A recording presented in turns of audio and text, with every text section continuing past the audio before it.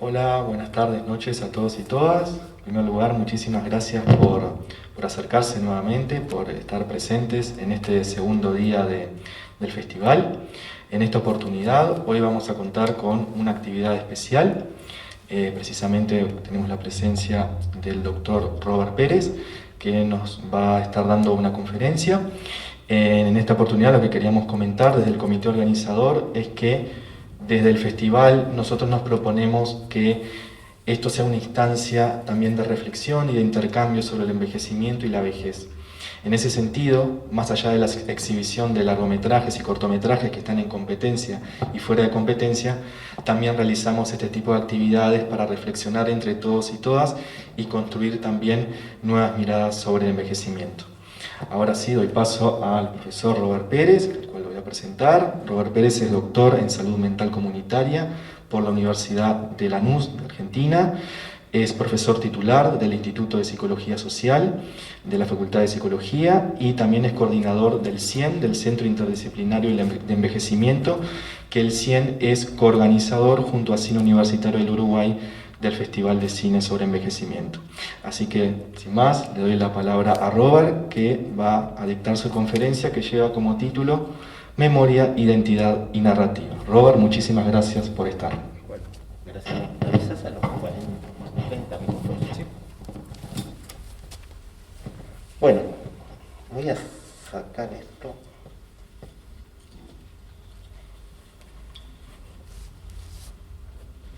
Que estoy a suficiente distancia de todos, creo. Bueno, buenas noches. Un gusto estar acá. Reencontrarme con algunas personas que hacía años que no veía, como Rita, por ejemplo, que no sé si años, pero por lo menos un par de años, Rita, que no nos veíamos. Así que bueno, un gusto. Hoy voy a hablar de un tema, vamos a ver cómo va saliendo, pero es un tema que a mí realmente me apasiona mucho y lo voy a... Quienes han escuchado lo que vengo trabajando, capaz que van a ver que lo voy a presentar desde una óptica distinta, porque voy a trabajar más desde la perspectiva más clínica este tema. Memoria, identidad y narrativa. Pues bien, empecemos. El tema de la memoria es un tema que atraviesa la humanidad, ¿no? Y que nos mete con estas cosas bien interesantes de quiénes somos, o qué hacemos, o qué pensamos, o qué es lo que pensamos, ¿no? Si yo digo, por ejemplo, no sé, el olor a café, ¿no? Seguramente todos ustedes pueden casi como disfrutarlo, saborearlo, y seguramente, es muy probable que para la mayoría sea un gusto, un olor, un recuerdo placentero, o yo qué sé, el gusto a durazno, o a naranja, a aquellos que les guste, o una música.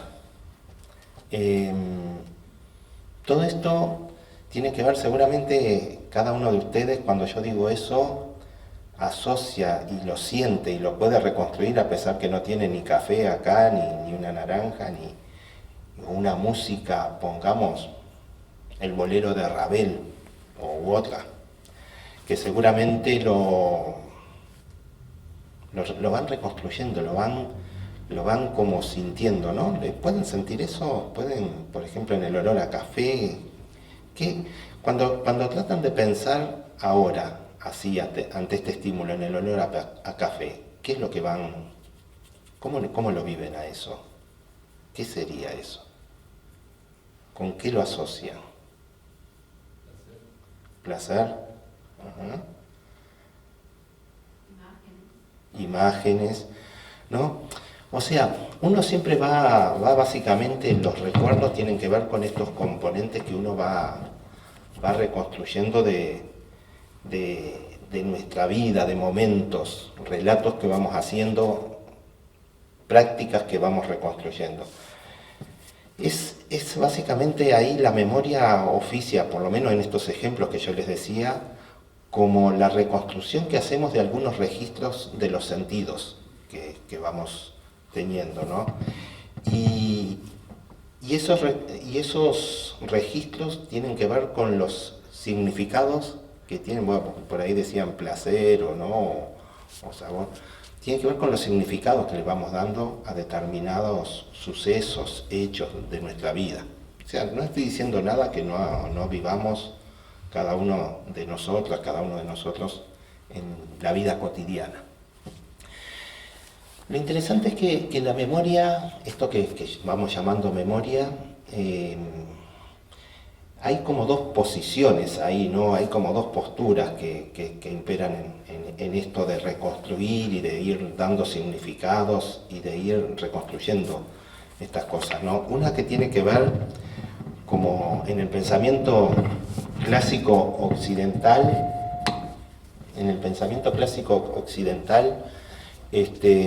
aparece una noción de la memoria que, a ver dónde me tengo que ubicar para que no haga acople acá. Creo que acá, ¿no? Decía, con el pensamiento clásico occidental aparece una noción de la memoria en general como que es algo individual, ¿no? Y cuando yo digo eso, parecería que este olor a café o esta música o este sabor es algo como que tenemos metido en algún lado acá en la cabeza, ¿no? Como un movimiento individual que es propio nuestro.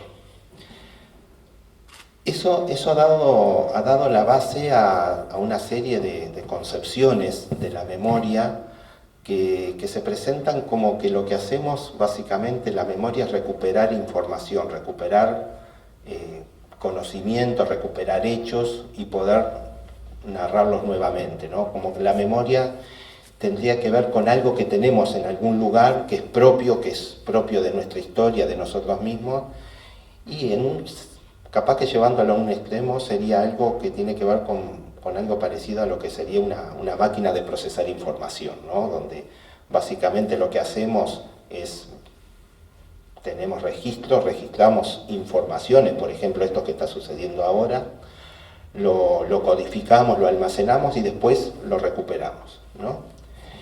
Ese esquema como máquina de procesar estímulos funciona muy bien para el trabajo experimental y sobre todo para el trabajo de laboratorio, y a partir de ahí hay una serie se han generado una serie de conocimientos y de estrategias que tienen que ver con la memoria como un sistema de almacenamiento, de procesamiento, con las funciones superiores, y ahí hablamos de una memoria episódica, una memoria semántica, una memoria de trabajo, etcétera, etcétera, que trata de generar esquemas sobre todo para investigar en el plano más individual y experimental, sobre todo, desde el experimento con animales, con ratas, hasta el experimento con humanos, y ha dado base a varias estrategias de intervención, ¿no? Sobre todo en estrategias cognitivas.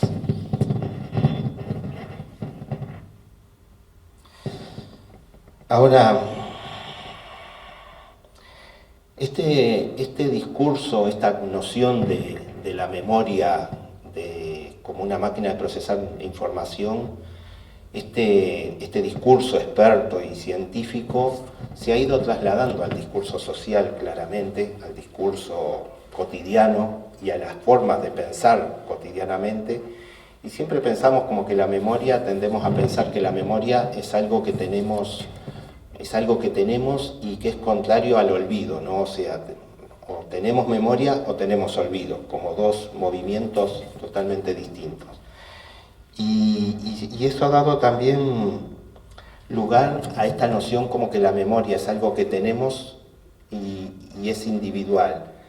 Y a su vez, esa noción cotidiana, que es la que impera básicamente cuando hablamos de mi memoria, se ha ido trasladando a las prácticas profesionales también y se lleva el trabajo, sobre todo con personas mayores, que es lo que nos convoca acá, que ha ido generando una serie de estrategias, pero también de concepciones, ¿no? De cómo se trabaja con las personas mayores la memoria o qué lugar ocupa la memoria y ha dado lugar a una serie de conceptualizaciones en torno a los olvidos de las personas o a la falta de memoria y a toda una línea que ha patologizado mucho todos estos aspectos que hacen a la memoria.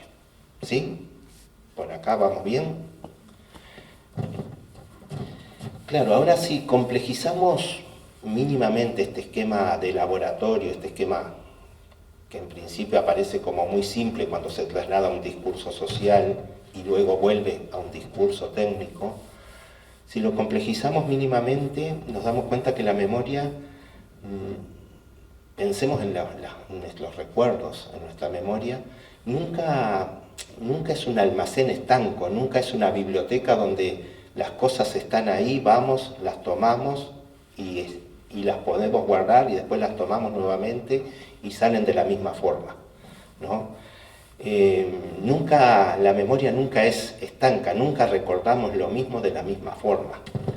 Por un lado, la memoria ahí está vinculada a la memoria en los seres humanos, y ya ahí vamos trascendiendo este plano más simple, esquemático. La memoria tiene una función historizadora en nosotros mismos, ¿no? Tiene que ver con la historización que vamos haciendo de nosotros mismos y por lo tanto tiene que ver con quiénes somos nosotros mismos. En ese sentido, la memoria siempre está vinculada a contextos y afectos que se revinculan con el acontecimiento o el suceso ese. Cuando yo les decía hoy el olor a café y decían, bueno, agradable o no, o la música, yo ponía el ejemplo del bolero de Ravel, donde personas, y puse ese ejemplo porque recuerdo dos personas que tenían un posicionamiento totalmente diferente en torno a esa música, ¿no? Una que le parecía maravillosa y la recordaba con mucho placer porque estaba vinculado a un hecho, un suceso, ¿no? Que se había conocido con otras personas. Y otra que la recordaba con mucho dolor y no la podía escuchar porque cuando falleció siendo adolescente la mamá, y la estaban enterrando, la estaban velando en la casa de enfrente sonaba el bolero de Ravel y quedó registrado ese hecho doloroso con la música esa. O sea, el recuerdo tiene que ver, y ahí ya vamos empezando a ver algunas de las complejidades, con sucesos, con reconstrucciones de sucesos o de hechos que vamos haciendo vinculados a esos acontecimientos y en relación a los planos afectivos en que van siendo inscriptos esos hechos, esos sucesos. Y esa reconstrucción que vamos haciendo nunca es una reconstrucción objetiva o por fuera de lo que nos está pasando en el momento. Siempre es una reconstrucción que hacemos de las historias, de los acontecimientos, de los sucesos desde el presente, pero vinculado claramente a las narrativas que construimos en ese momento. Y yo lo que les voy a pedir ahora es que retengan esta noción de reconstrucción desde el presente, desde narrativas que hacemos desde el presente.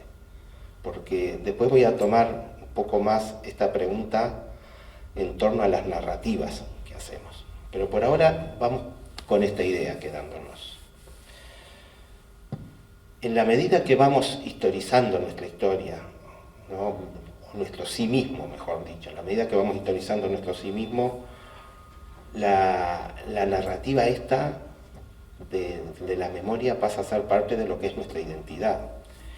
Y acá tenemos esta máxima que es bastante sencilla, pero es que esto que somos las historias que nos contamos, ¿no? O sea, cuando pensamos qué es la identidad, bueno, sí, hay distintas posiciones desde la psicología, distintas definiciones, pero básicamente la identidad, si yo les pregunto a cualquiera de quienes están acá, bueno, vos, ¿quién sos? O vos, ¿quién sos? Y ustedes dirán, bueno, ¿quién soy? Bueno, yo soy. Y ahí arrancarán con una narrativa. Piensen esa pregunta, ¿quién es cada uno de ustedes? Bueno, seguramente si tuvieran que responder a eso, arrancarían con una narrativa que sería distinta. Seguramente algunos arrancarían con sus abuelos, otros arrancarían con un rol, otros arrancarían de otra forma, pero van básicamente pasando a una narrativa una serie de valoraciones, conceptualizaciones, juicios y relato que hacen a quienes somos, en definitiva. Esto es bien interesante, esto es bien interesante en relación a lo que son, por ejemplo, las falsas memorias, ¿no? Hay toda una línea de trabajo ahí con las llamadas falsas memorias. Uno diría, bueno, ¿qué son de falsa? Que se da mucho, hay toda una línea ahí en el tema de cuando hay, por ejemplo, casos judiciales, ¿no? Esto de que hay un testigo que vio tal cosa y lo que vio esa persona. En Estados Unidos hay algunos casos, hay algunos textos ahí que dan cuenta de algunos casos paradigmáticos de esto, ¿no? Una persona que vio cómo fulano de tal asesinaba a Mengano, ¿no? Y en realidad después se ha demostrado que esa persona jamás podría ver cómo fulano de tal lo asesinaba, entre otras cosas porque estaba sin lentes, no veía más de 50 metros y eso era 150 metros, ¿no? Pero la persona describe la cara de la persona que era acusada de estar eso. Y no es que estuviera mintiendo, la persona estaba convencida que lo había visto. ¿Por qué? Porque se habían instalado determinados relatos donde todo el mundo decía que el que había hecho eso era fulano de tal, que era esta persona. Y cuesta a veces salir de esos relatos que se instalan, porque la persona los incorpora de tal forma que eso pasa a ser su memoria y pasa a ser su recuerdo, ¿no? Hay un caso, Piaget relató en algún momento, Jean Piaget, una situación bastante ilustrativa de esto, ¿no? Él contaba que cuando tenía 5 o 6 años, él venía de una familia acomodada económicamente, profesionales, y tenía una niñera con la que lo sacaba a pasear, y él siempre narra la historia que le pasó cuando tenía 5 o 6 años, que iba con la niñera y vino un hombre en un momento y la robó, un hombre, y relataba hasta la figura de cómo era ese hombre, y él lo relataba teniéndolo muy presente, lo podía ver cuando lo narraba, ¿no? Pasó el tiempo, la niñera se desvinculó con ellos, pasaron 10 años, por esas vueltas que da la vida, no sé, esta muchacha se entró en una congregación religiosa. Bueno, parte de lo que tenía que hacer era como saldar sus pecados o sus cosas mal resueltas en su momento, y cuando Piaget era adolescente aparece esta mujer ya en la casa con el dinero ese que le habían robado, ¿no? a devolverlo a los padres, porque en realidad no había sucedido nunca eso. Ella había fraguado ese recuerdo y se había narrado de tal forma, con tal nitidez, que se había construido. Entonces, esto seguramente a ustedes les pasa, o les ha pasado esto de que nos dicen, bueno, a vos que te gusta tal cosa, o vos que de chiquita hacías tal cosa, ¿no? O a vos que no, y nos hacen relatos de nosotros mismos que uno a veces les sorprende.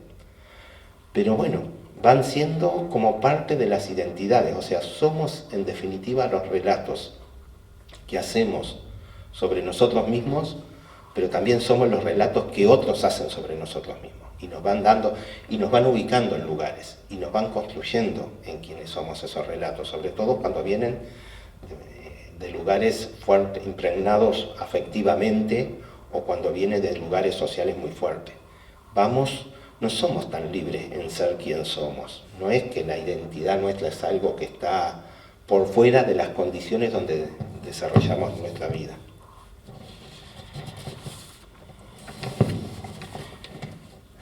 Así, desde esta función historizadora de la memoria, es que se abre una noción interesantísima, esto de que somos los relatos que vamos haciendo de nosotros mismos, que nos hacen otros.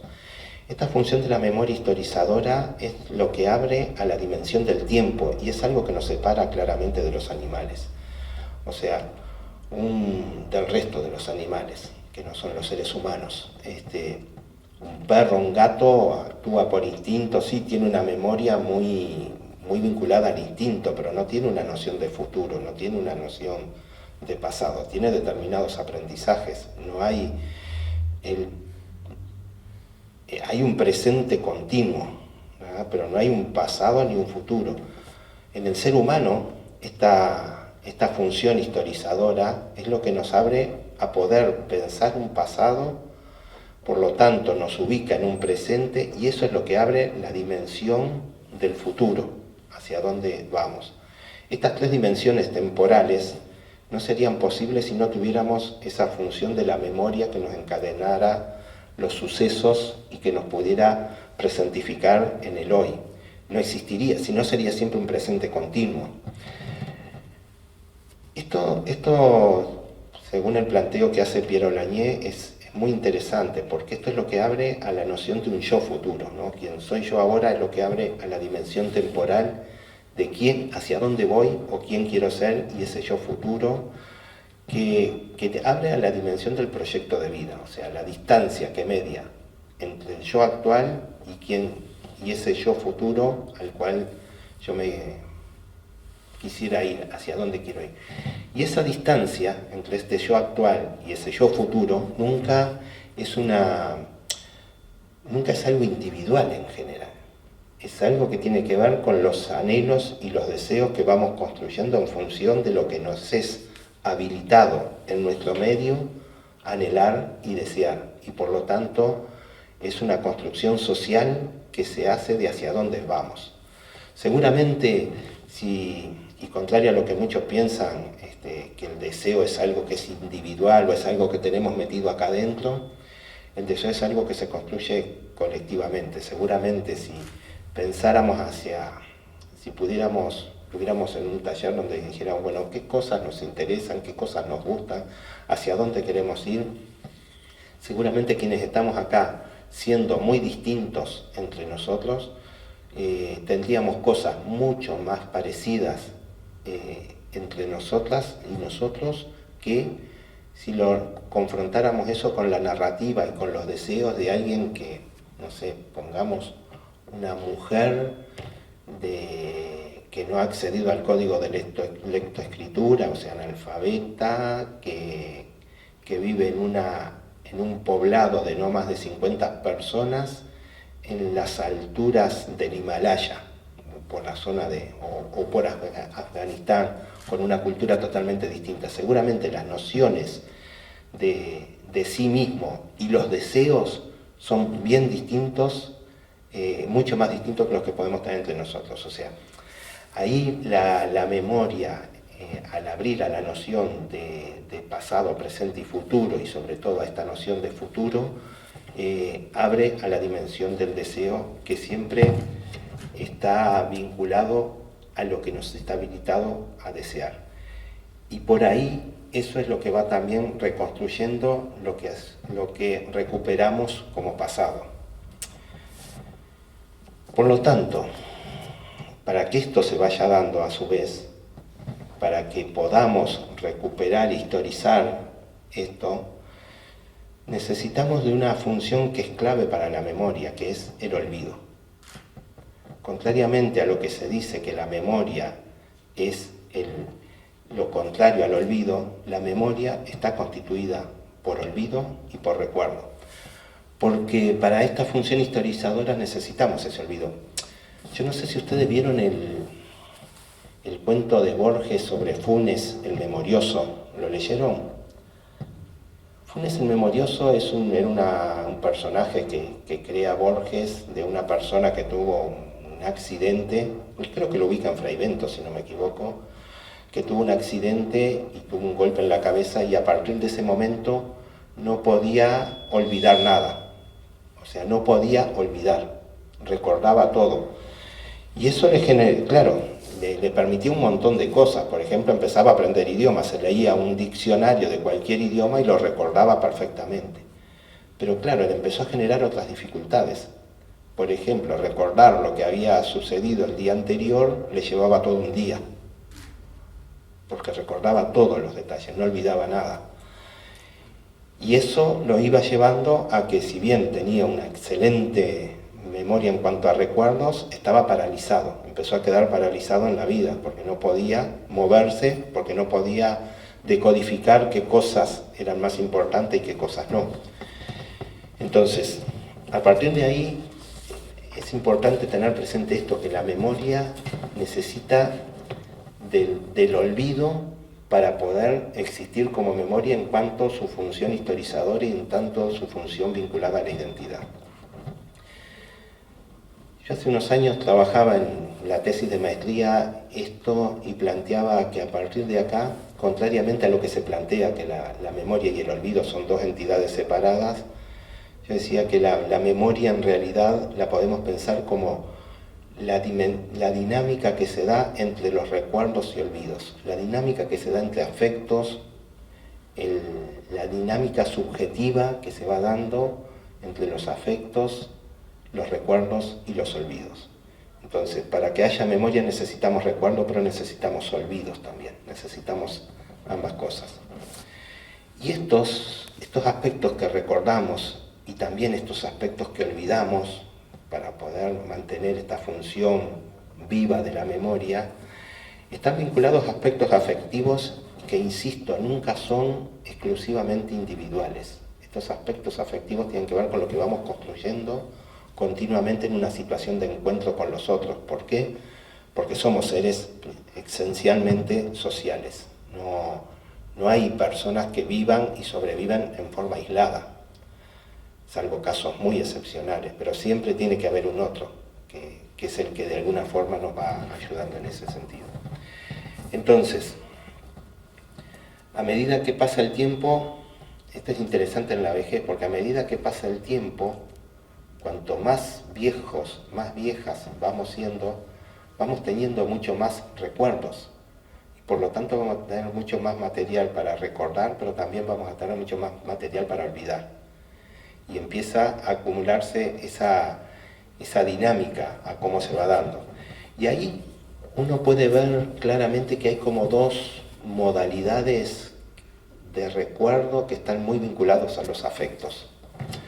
Hay una modalidad de recuerdo que algunos autores llaman la reminiscencia, que tiene que ver con ese recuerdo grato, con esto de volver a pasar en el corazón, esta noción del recuerdo como algo que uno vuelve a pasar por los afectos, que es disfrutable.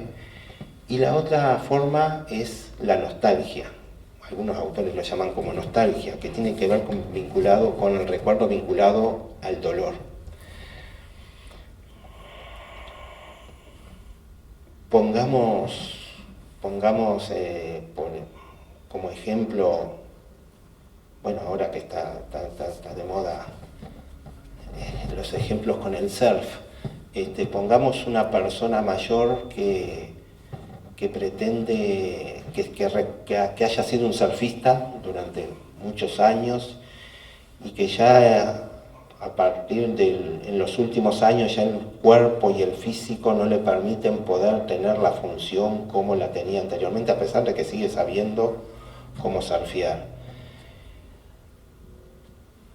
Recordar quién es desde la reminiscencia implica como disfrutar en el relato de reconstruir eso, disfrutar y poder, reconstruir cómo en algún momento surfeó una ola gigante y fue tal cosa, y poder relatar eso y disfrutar en el relato y sentirlo, irlo viviendo en su propio cuerpo, que no es el mismo cuerpo que tiene ahora, pero que sí lo está viviendo en ese momento, y poder transmitir el placer y el disfrute a otras generaciones o a quienes están ahí sobre eso. Y por lo tanto tiene una función muy saludable ese recuerdo traído desde este componente afectivo que es la reminiscencia. Y tiene la función de reafirmar la identidad de la persona. Ese mismo recuerdo puede ser traído desde la nostalgia, ¿no? Y entonces decir, bueno, yo que podía ser, yo que llegué a trepar, no sé si se dice trepar, pero bueno, yo que llegué a estar en en esa ola, ¿no?, enorme y que la dominaba. Y fíjense ahora lo como estoy, que no puedo ni siquiera cargar con la tabla de surf. Es horrible esto, ¿no? Es el mismo recuerdo, pero traído desde el lugar del dolor, desde el lugar del dolor psíquico, del dolor moral. El primer movimiento claramente se lleva a una concepción de reminiscencia y lleva claramente a una noción de generatividad, donde la persona tiene claro dónde está parada, tiene claro quién fue en esa historización que hace y puede transmitirlo sabiendo que es el mismo y a su vez es distinto, cambiante. En el segundo caso, el recuerdo lleva claramente esa noción de nostalgia muy parecida a, si quieren, etiquetas diagnósticas muy parecidas a lo que se da en situaciones de depresión, de dolor psíquico, de sufrimiento, claramente una situación de mucho sufrimiento psíquico, de no poder reconocer los propios cambios y validar y quedar con esa idea de que, bueno, lo anterior fue mejor siempre. Ahí es importante en estos dos movimientos qué lugares sociales, y sobre todo a medida que vamos siendo más viejos, qué lugares, qué espacios sociales tenemos para poder generar estas narrativas, para construir estas narrativas, para ir construyendo estas historizaciones, para dar sentido a aspectos que son de nuestra vida. No es extraño que yo no sé si les ha pasado a ustedes, seguramente en algún momento sí, y si a los más jóvenes si no les ha pasado, sería muy probable que les pase en algún momento. Si no les ha pasado esto, como la necesidad de contar un hecho varias veces, ¿no? Un hecho que fue placentero, que fue agradable, poder contarlo. Y uno, ante un estímulo que recuerda ese hecho, casi que es como que aparece, no es que uno esté pensando en eso continuamente, pero aparece. Entonces, la otra vez nos juntamos con unos amigos que hace años que no nos veíamos, y uno decía algo así, bueno, tal cosa de un recuerdo que teníamos compartido de una situación muy sentida para todos nosotros. Dice, esto seguramente yo ya se los conté, pero se los voy a decir de vuelta, porque yo cuando hacía tal cosa, ¿no? Y ahí empezaba nuevamente el relato, que era una necesidad que tenía claramente él de contar eso que ya había sido contado, pero cuando lo contaba era como que aparecía nuevamente.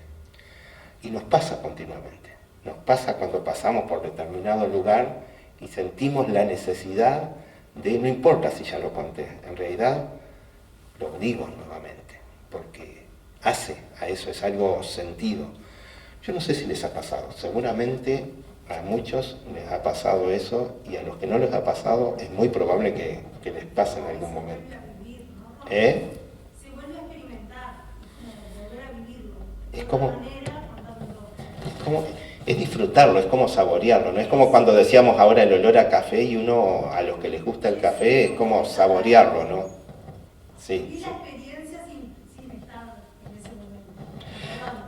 Lo que pasa es que, y acá entra a jugar un aspecto importante en nuestras sociedades y en el envejecimiento en nuestras sociedades occidentales, que es qué espacios hay para eso, cuáles son los lugares que hay para eso, sobre todo cuando va siendo más viejo o más vieja, ¿no? ¿Qué espacios quedan para eso?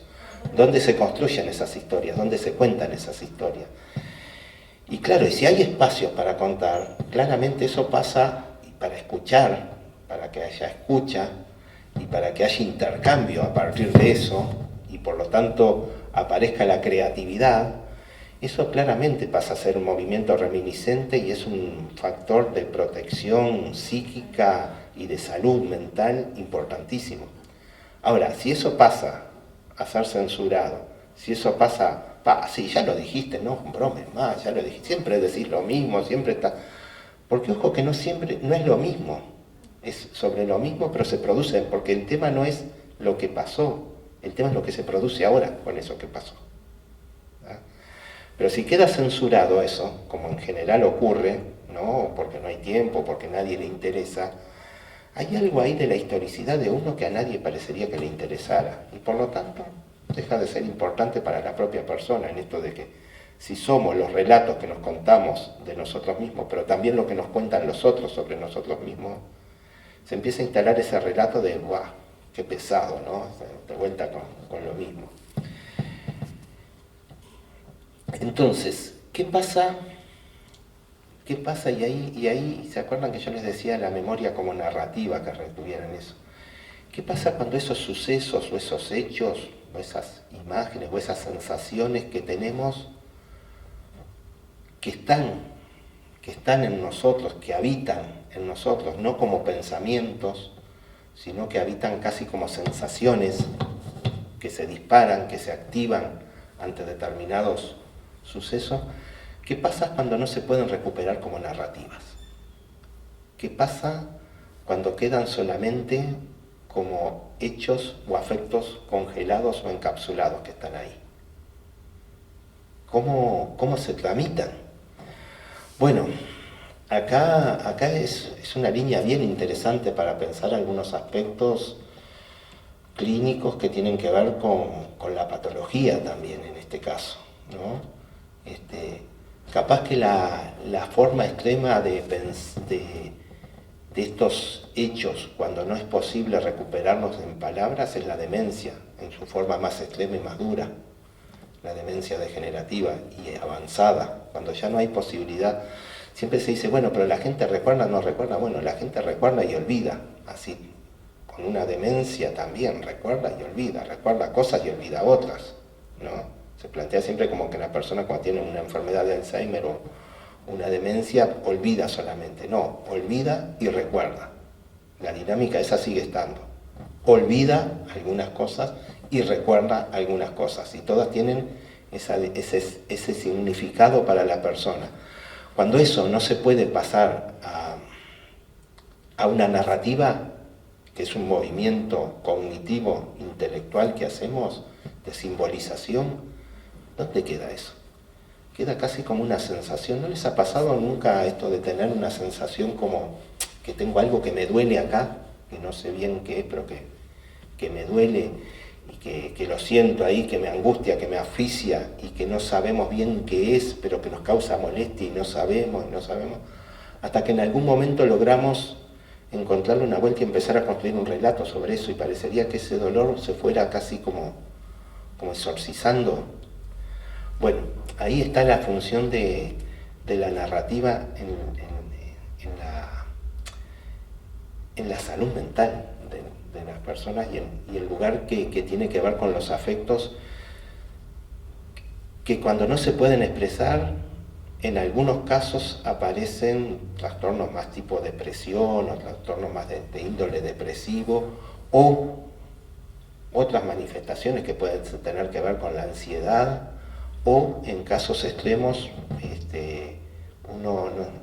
por ahí hay una serie de teorizaciones que plantean cómo la demencia es un caso extremo de esto, y algunos plantean, hay toda una línea de estudio ahí a desarrollar, cuánto tendrá que ver estos movimientos psicológicos con la instalación de un cuadro demencial.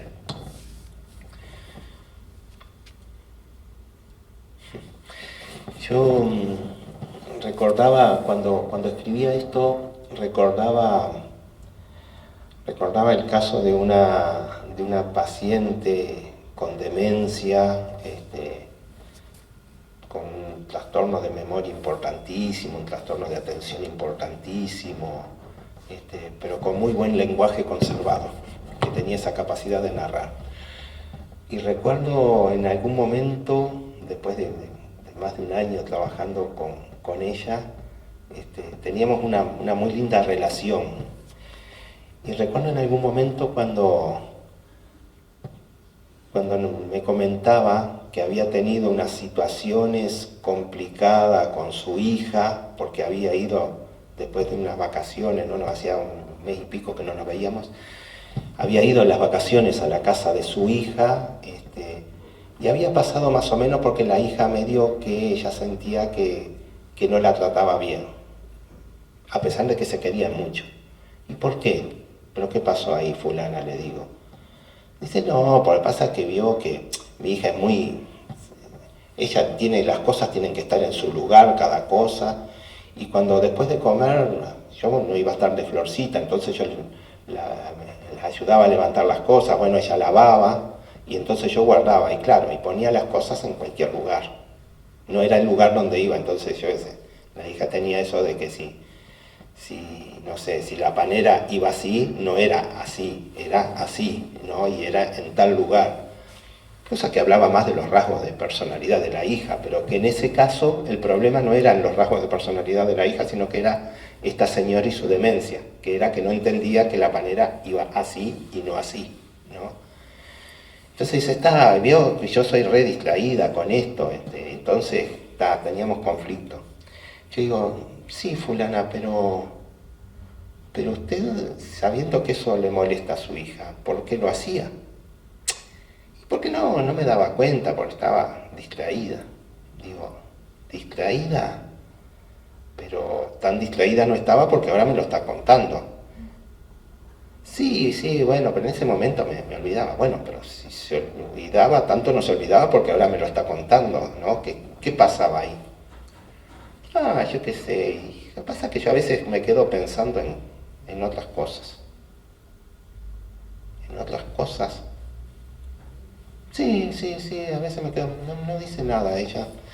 Yo asocio ahí con algo que tenía que ver con la historia de ella. Yo en algún momento siempre sospeché que ahí, en su historia, que habíamos estado trabajando mucho, aunque ella nunca lo había traído, yo sospechaba ahí que podía haber una situación de abuso infantil en algún momento, que eso era como un recuerdo reprimido. Ella no dice nada, no quedamos por ahí. A la siguiente sesión voy y viene nuevamente con eso. Y nuevamente esto, me quedo pensando en cosas. ¿Cosas? ¿Qué cosas? Y ahí ella dice, bueno, mire, se lo voy a decir, nunca lo dije a nadie esto. Me quedé pensando en un novio. Ahí vieron los dibujos animados cuando eso que se te cae la mandíbula, ¿no? Porque no me lo esperaba, yo nunca había traído esto ¿Un novio? Sí. Y ahí larga todo un relato de una situación que había vivido. Esta mujer tenía 80 y pico de años, esto fue cuando tenía 26 años, creo que era, 27 años, o sea que estamos hablando de un recuerdo de 60 años atrás, donde ella había tenido un novio, su primer novio, ¿no? Habían estado juntando las cosas para casarse, ¿no? Que tenían todo eso, y cuando ya faltaban 15 días para el casamiento, vino él y le dijo, no, ¿sabes qué? No nos vamos a casar nada, porque además, ¿pero por qué? ¿Qué pasó? No, porque vos sos vieja. El novio tenía 2 años menos, creo que tenía 25 y ella tenía 27, 28, algo así, pero bueno, y a ella le quedó eso, pero aparte le quedó la vergüenza, la humillación que sintió en ese momento. Años después conoció a otra persona, que fue la segunda persona así que conoció afectivamente, y se casó, y fue su marido, que era el que estaba esperando del otro lado de la puerta, que era el que la traía a la consulta, ¿no? Y 50 años de pareja, así, bien, disfrutable. Pero ese recuerdo siempre estaba ahí, y a medida que iba pasando el tiempo uno dice, bueno, pero ¿cómo es posible que...? A ver, ella tenía claro que era algo que había pasado hacía 60 años. Después se había visto un par de veces en situaciones con esa persona, en situaciones públicas, y se habían generado toda una serie de cosas que refrendaban ese recuerdo, pero en realidad esta persona ya posiblemente ni viviera, ella no sabía nada de eso, pero seguía operando ese dolor, esa humillación que sintió al día de hoy, y al día de hoy que se sentía mucho más vulnerable, porque ella era consciente de sus vulnerabilidades por la enfermedad de Alzheimer, pero también por cómo estaba en la vida cotidiana, ¿no? Por no poder resolver un montón de cosas en la vida cotidiana. Fue muy interesante porque cuando plantea esto y empieza a construir una narrativa, que era la primera narrativa en todos estos 60 años que construía sobre ese dolor, empieza como a liberar esto. Y acá nos encontramos, y traigo este ejemplo que me parece que es bien ilustrativo de estas paradojas de la memoria, ¿no? Porque paradojalmente ella luchaba para tratar de sacarse ese recuerdo y esa sensación. Esa era la forma de mantenerlo continuamente, ¿no? Ese recuerdo había quedado asociado a sentirse mal, a la vulnerabilidad. Entonces, ante cualquier situación que generaba eso, ella aparecía eso y generaba esto de mantenerlo. Paradojalmente, el querer olvidar esto, lo que hacía era mantenerlo siempre vigente. Y por lo tanto pasaba a ser es como que si acá en este momento infláramos un globo, ¿no? Un globo gigante, un globo aerostático, y que empezara a llenar todo el espacio, y en algún momento, que era aire, pero en algún momento nos arrinconaba y no nos dejaba meter nada, no podía entrar nadie más acá. Que si lo desinflábamos, inmediatamente aparecía. Bueno, en los recuerdos a veces pasa eso, cuando los recuerdos no están procesados, aparece esta sensación de mantener esa misma situación, y por lo tanto no deja investir nuevos recuerdos. El querer olvidarlo, paradojalmente, mantiene eso con el mismo afecto, y el tema no es olvidarlo, porque acá el tema no es el olvido, acá el tema es procesarlo. O sea, en la medida que se logra construir una narrativa y poder procesar el afecto asociado a eso y entenderlo y simbolizarlo, ese recuerdo deja de tener la carga afectiva que tenía, la carga negativa. Esto pasaba en otro plano en las personas que trabajábamos en talleres de estimulación de memoria, que no eran personas con demencia ni mucho menos, que muchas venían a trabajar porque pensaban que su memoria estaba mal, y no era extraño que plantearan que vengo al taller para olvidar. Pero ¿cómo viene para olvidar si es un taller para recordar? Bueno, no, pero yo vengo para olvidar las cosas feas, quiero recordar las cosas lindas. Entonces, acá es interesante ver cómo la memoria, o los recuerdos, mejor dicho, y la dinámica entre recuerdos y olvido están muy vinculados a los afectos, y cómo un afecto del pasado que se instala sin un sentido, sin posibilidad de simbolización en el presente, no empieza a ocupar todo ese presente y no deja investir el futuro. Ni que hablar cuando estamos hablando de situaciones de nostalgia, la modalidad de recuerdo desde nostalgia. Entonces, a partir de acá yo creo que es importante repensar esto, y cómo la memoria, desde esta perspectiva de dinámica psicológica y afectiva entre los recuerdos y los olvidos, vinculada a la narrativa y a la identidad, puede ser un factor altamente saludable a la hora de construir el sí mismo y el yo de la persona. Por ahí la necesidad de construir nuevas narrativas, nuevas imágenes, nuevos espacios que permitan llevar adelante esta función historizadora de la memoria. Por ahí hay algunas de las cosas que nosotros planteamos con este festival. Ustedes dirán, bueno, ¿qué tiene que ver? Bueno, el festival es una forma de construir también determinadas narrativas. Insisto que las narrativas nunca son individuales, nunca son algo que tenemos metido en algún lugar, sino que son construidas en un determinado entramado de relaciones y vínculos. El festival, como ustedes van a ver, apunta a esa función de poder construir otras narrativas en torno a la vejez, otras acciones, y por lo tanto apunta a construir espacios para la imaginación, para la creatividad, para poder, en esta perspectiva de yo futuro, poder ir imaginando otros futuros posibles, otros yo posibles hacia dónde ir, y no quedarse congelado en algunas imágenes que quedan ahí como cristalizadas y en afectos cristalizados.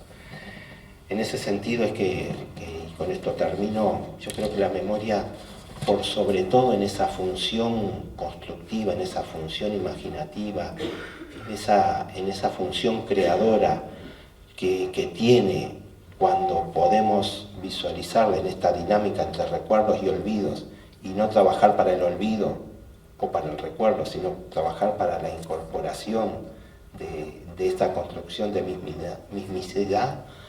En ese sentido, la memoria siempre tiene una función, ocupa siempre un espacio y una función política, porque tiene que ver con la construcción del sí mismo, de las personas y de los otros. Por ahí. Bueno, gracias.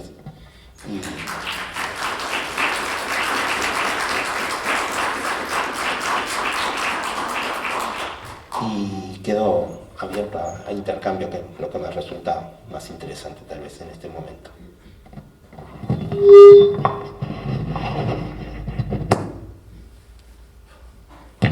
Sí, adelante. ¿Cómo andás? Bien, bueno, no, quería preguntar, o sea, me quedé pensando, aparte es una obviedad, pero me quedé pensando en esto de... ¿Se escuchará en el micrófono? Para la... fuerte.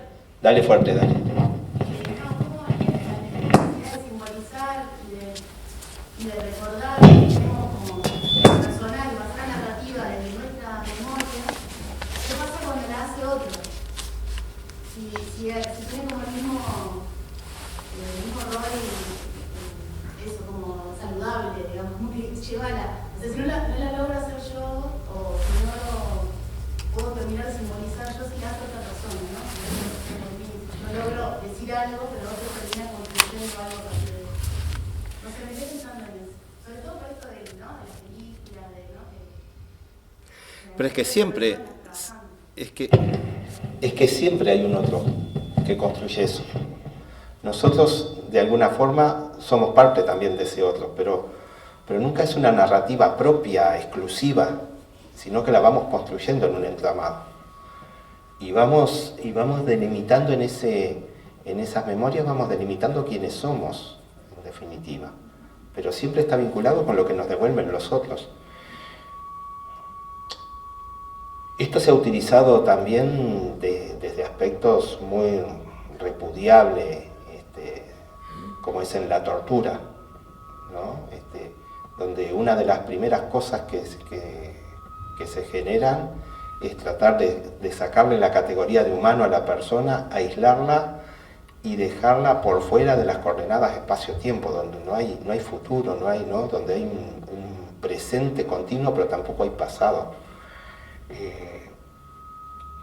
De las mejores estrategias, de las estrategias de resistencia más exitosas es conectarse con ese pasado y saber dónde estoy yo, quién soy yo, pero apuntan a destruirte en general. Entonces siempre, fíjate la importancia que tienen los otros en esa construcción, porque en definitiva somos en ese entramado de vínculos.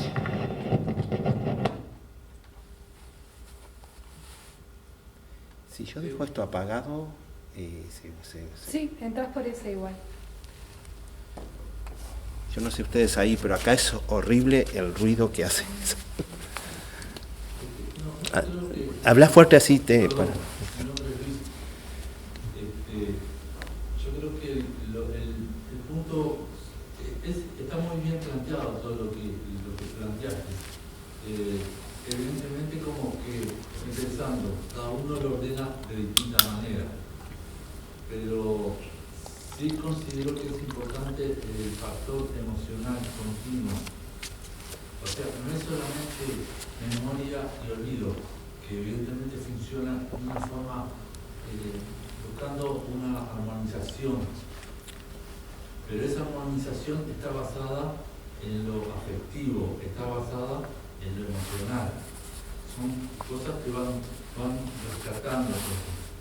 Está bien el planteamiento en el tema de la vejez, porque eso es agregarle, es como encontrarle otro de los, cuando armás el puzzle, es el puzzle que ayuda a concretar toda esa imagen de vida. Y es importantísimo, por eso es tan importante todo esto. El hecho de ver películas, o el hecho de ir a un museo, o el hecho de tomar contactos, otro tipo de contactos, es lo que hace que nos vayamos enriqueciendo en todas esas imágenes y a su vez nos traigan viejas imágenes y se vaya recomponiendo todo ese concepto. En cierta forma somos hasta como físicos. El físico todos los días tiene que demostrar que existe una ley de gravedad, porque si no, el día que aparece algo que no es una ley de gravedad, ahí está el hecho físico y lo tienen que empezar a estudiar. Y yo creo que estamos llegando a un momento en el cual se está dando eso que tú planteas, ¿no? Pero hay dos aspectos. Uno es, yo lo estoy viendo en la forma de modas, pero yo por ejemplo iba entrando aquí y vi Lumière en la sala y estoy viendo por ejemplo muchos videos que son filmaciones de Lumière desde 1800 y pico y lo empiezo a comparar en aquel momento esa gente y en este momento nosotros. Y veo como que hay una relación muy estrecha en el cual no son las mismas burbujas en las que vivimos, pero sí tenemos muchos denominadores comunes. Entonces creo que ahí empieza a aparecer como a esbozarse una forma de interpretar y ver la vida. Evidentemente en todo ese de tener memoria y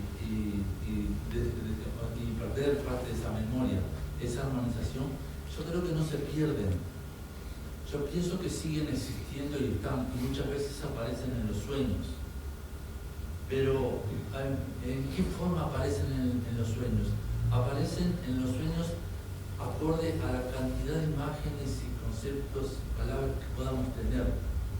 Porque si no pueden aparecer en una forma como muy desdibujada de lo que son esos hechos que se fueron perdiendo. No sé si se entiende eso. Yo creo que sí, Luis. Capaz que ahí hay que... A ver, la memoria es parte de lo que nos define como humanos, ¿no? Esta posibilidad de poder historizarnos a nosotros mismos, salir, digamos, no es la única, pero es parte central de las funciones de la inteligencia, que es lo que nos permite resolver problemas y poder proyectarnos. Y eso ha ido atravesando al ser humano en las distintas épocas, por lo menos desde que tenemos registro, ¿no? Claro, el tema es ahí, por ejemplo, vos decías los sueños. ¿Qué son los sueños? ¿No? Son imágenes, son sensaciones, son construcciones que hacemos. ¿Eso dónde está? Bueno, eso lo vamos construyendo en función de nuestros recuerdos. Sí, hay todo ahí es todo otro capítulo pensar en el plano neurobiológico que se expresa eso. Ahora, creo que es un error pensar que eso es un plano neurobiológico que es independiente de las producciones de sentido y de significado que le vamos dando.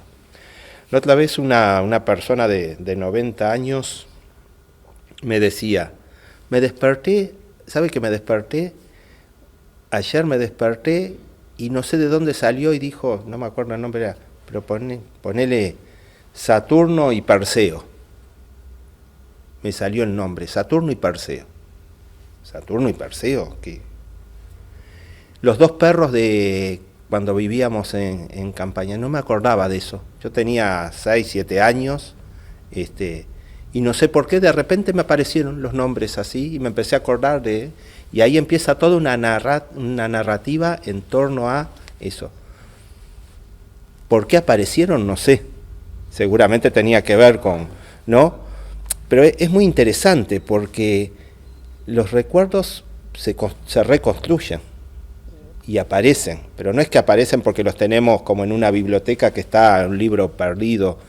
Aparece porque desde el presente reconstruimos de alguna forma, porque es parte de nuestra vida. Y eso es muy interesante, y es muy interesante sobre todo cuando trabajamos con personas que están encapsuladas en diagnósticos que tienen que ver con pérdida de memoria, por ejemplo, ¿no?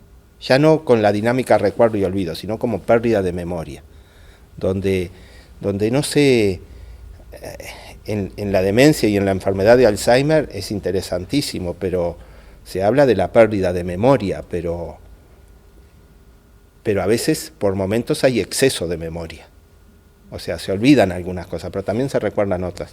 Y también es interesante para pensar ahí la función de la repetición o la reiteración, porque muchas veces, y ahí sí, en el plano de personas con enfermedad de Alzheimer en estadios medios o avanzados, que tienen una mayor, sin duda, tienen un déficit para procesar cognitivamente estos estímulos y para entenderlos cabalmente, porque hay una afección en ese plano, y muchas veces esa repetición es casi como un esfuerzo por tratar de expresar algo que lo tienen acá y no saben qué es.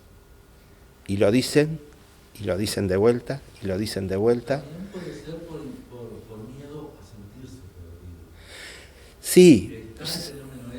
Sí, pero hay algo de esto que yo decía, del reiterar que hacemos nosotros, esto que yo hoy conté de este compañero que hacemos todos, que en las personas con demencia muchas veces, esto de, ¿comiste fulana? Sí, sí, ya comí, mamá. ¿Comiste fulana? Sí, sí, ya comí. ¿Comiste fulana? Y a la quinta, sexta, séptima vez le dice, no jodas más, ya te lo dije, ¿no? Porque se queda la persona con literal lo que se dice, pero no es lo literal que se dice, sino cuál es el sentido que la persona anda buscando encontrar a eso que lo formula de esa forma. Y posiblemente es interesante, porque cuando ahí vos, en vez de decirle así, ya comí, le preguntás, sí, ya me lo dijiste varias veces a esto, se ve que para vos te preocupa si yo como no, ¿por qué te preocupa esto? Ahí la persona empieza a encontrarle un sentido y seguramente no lo reitera más, seguramente tiene que ver, en estos casos, no sería de extrañar que tenga que ver con la preocupación, ¿no? de que, en este caso estoy relatando, de que su hija esté bien alimentada, porque ella siempre se preocupó mucho por tal cosa, pero ahí ya se construyen otros relatos, otras historias que generan algo que sale de lo mismo y produce otra cosa, se les da un significado. Entonces, la memoria tiene que ver con eso. Cuando lo pasamos a narrativa, son construcciones de significados que son los que orientan sentidos y por lo tanto son los que orientan la vida de cada uno de nosotros. Eso es. No es para que la vida sea la memoria o la memoria sea la vida, pues es bastante más complejo, pero es una función clave en la construcción de quiénes somos, de la identidad. Yo quería decir un último detalle. Cuando tú preguntaste con respecto al café, y yo te dije placer, hace días que vengo comentando el último café. Entonces, pero esa idea de gire, que era la cuchara en el último café, evidentemente como que uno, yo hice la síntesis, cuando tú dijiste café, yo pensé placer. ¿Entendés? O sea, cómo se van haciendo la síntesis y a su vez se van concatenando y van formando esa idea que nos da nuestra identidad. Y se construye siempre desde el presente, ¿no? Es un buen ejemplo de eso, tal cual. Bueno.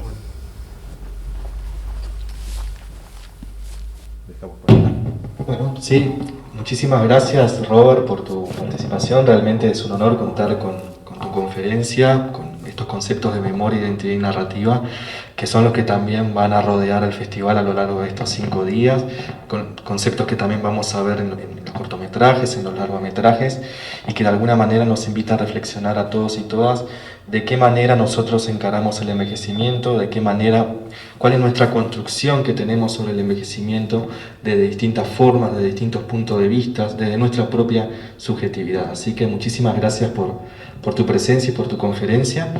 Y bueno, ligado a los conceptos y a los temas que ha tratado Robert, ahora vamos a pasar a la exhibición especial del largometraje La abuela Sofía, largometraje argentino de Andrés Serebelnik.